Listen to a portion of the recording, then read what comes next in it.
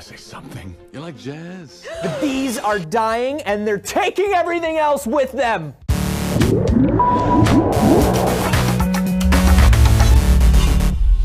Anthony here for D-News, and I'm sorry about the outburst, but if you like being alive, then you like honeybees. You know, Einstein supposedly said that if the bee disappeared off the surface of the globe, man would only have 4 years to live.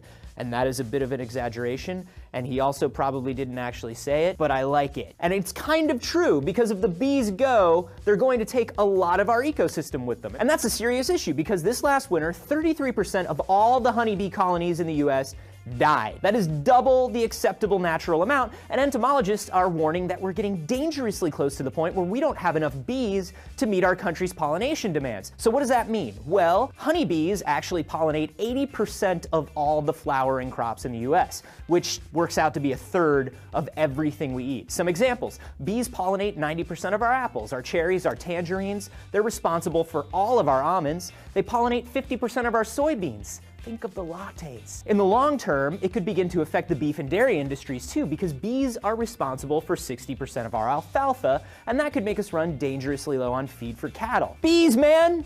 What are we gonna do about this? Who is saving the bees? Well, we've been tracking colony collapse for a few years now, and we haven't really been able to figure out why it's happening. The EU just voted to ban 3 different pesticides called neonicotinoids, which are supposedly causing bees to die, but those pesticides came into play in 1990, and colony collapse technically started in the 80s. Bees are often transported long distances to pollinate crops in other areas, and there's this theory that it causes stress on their immune systems and exposes them to pathogens that aren't normally in their environment. But colonies that aren't moved are collapsing too, so that doesn't entirely hold up. And a recently released study says that a major problem is that when honey's harvested from a bee colony, their food supply is usually replaced with corn syrup. And see, when bees make honey from local plants, there are chemicals and enzymes in those plants that help the bee's immune system protect them from their environment. Corn syrup obviously does not have those enzymes.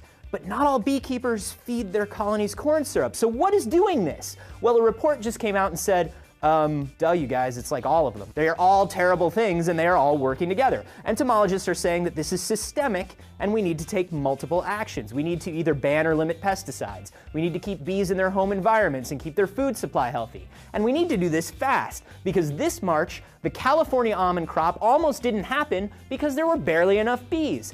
And that is a warning sign that this problem is about to hit critical mass. The bees are dying, the fields will lie fallow, we will be killing each other for tangerines! Get yourself together, man. It's gonna be all right. And as for you guys, I'm gonna calm them down. Make sure you subscribe so you can check out our next video. What is gonna happen to the tangerines? It's gonna be okay.